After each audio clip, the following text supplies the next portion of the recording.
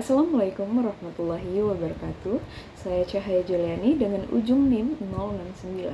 Di sini saya akan memberikan kesimpulan dari praktikum sebelumnya, yaitu tentang pengenalan alat survei dan pemetaan. Di sini saya akan menjelaskan beberapa poin, yakni tentang survei dan pemetaan dengan alat yakni GPS dan kompas. Pertama itu GPS. Apa sih GPS itu? GPS itu merupakan singkatan dari Global Positioning System, yakni sistem satelit navigasi dan penentuan posisi yang dimiliki oleh perusahaan Amerika Serikat, di mana sistem ini didesain khusus untuk memberikan posisi dan kecepatan 3 dimensi serta informasi mengenai waktu secara berkesinambungan di seluruh dunia tanpa bergantung pada waktu dan cuaca bagi semua orang. Kemudian GPS sendiri itu dapat dipresentasikan itu dalam bentuk koordinat garis bujur dan garis lintang. Nah, GPS ini terbagi menjadi beberapa tipe lagi. Di sini saya akan menjelaskan dua tipenya, yakni pertama itu tipe GPS hand, di mana GPS hand ini berbentuk seperti sebuah handphone kecil. Itu berbentuk seperti handphone kecil yang memiliki layar serta tombol-tombol untuk mengatur dan menggunakan GPS tersebut. Nah, GPS hand ini atau GPS genggam itu merupakan alat navigasi yang portable atau mudah dibawa kemana-mana dan dirancang untuk penggunaan umum.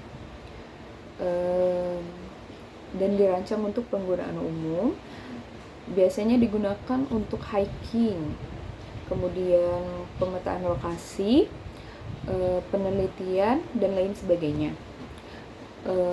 GPS hand sendiri itu memiliki fitur-fitur dasar seperti penentuan posisi, navigasi rute, kemudian penyimpanan waypoint, dan mungkin dilengkapi juga dengan kompas elektronik dan kompas altimeter. Kemudian untuk tingkat akurasinya itu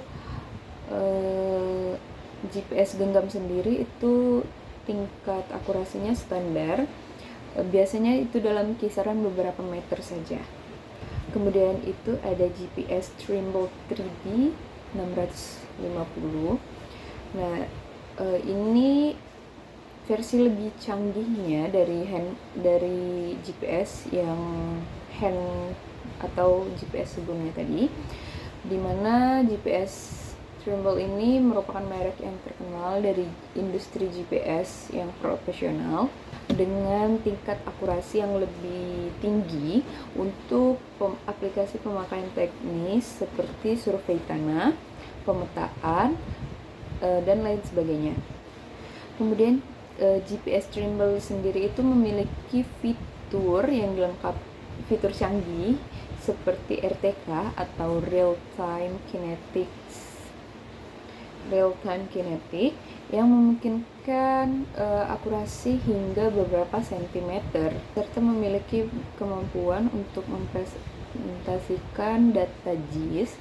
Kemudian itu ada pemrosesan data pasca pengambilan sampel atau data dan lain sebagainya.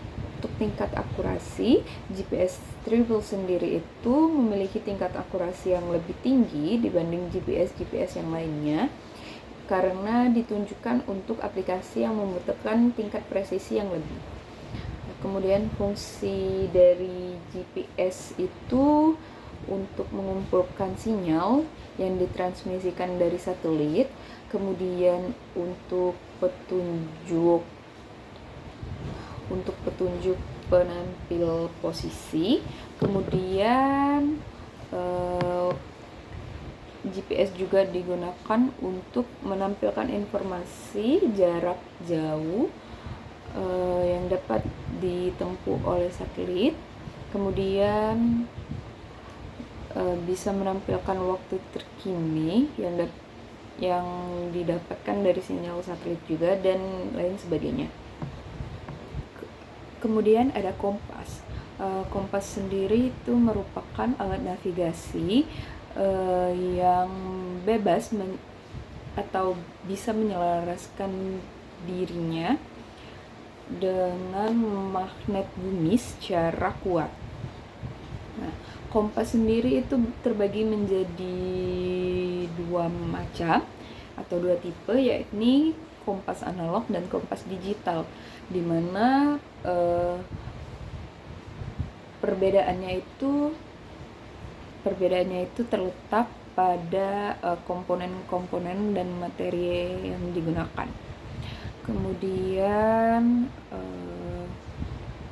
kompas analog sendiri itu juga terbagi menjadi beberapa tipe, yakni ada kompas lensa, kompas bidik, dan kompas orientering. Selanjutnya itu ada bagian-bagian kompas, di mana kompas bidik itu memiliki bagian-bagian seperti dial atau tempat permukaan tempat angka dan huruf pada kompas. Kemudian ada tutup dial, kemudian ada visir atau lubang kawat halus yang digunakan untuk membidik sasaran. Kemudian ada kaca pembesar dan jarum petunjuk, serta ada alat penggantung untuk menggantungkan ibu jari pada saat membidik.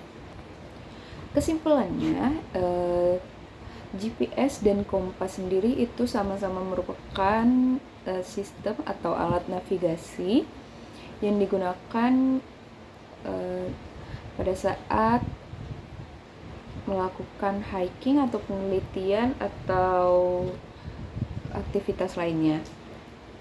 Kemudian GPS dan kompas itu terbagi menjadi beberapa tipe. Ada mulai yang dari klasik atau biasanya itu versi yang lebih lama dari sebelumnya. Kemudian ada versi terbaru kan. Kemudian untuk cara penggunaannya sendiri itu hampir mirip, yaitu sama-sama untuk mencari arah dan menunjukkan arah.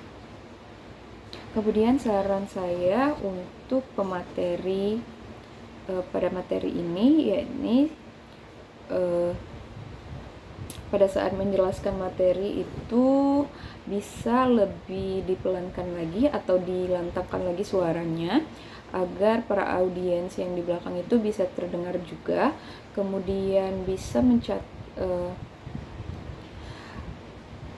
jangan terlalu terburu-buru, karena ada sebagian atau beberapa audiens yang mungkin belum bisa meloading atau merespon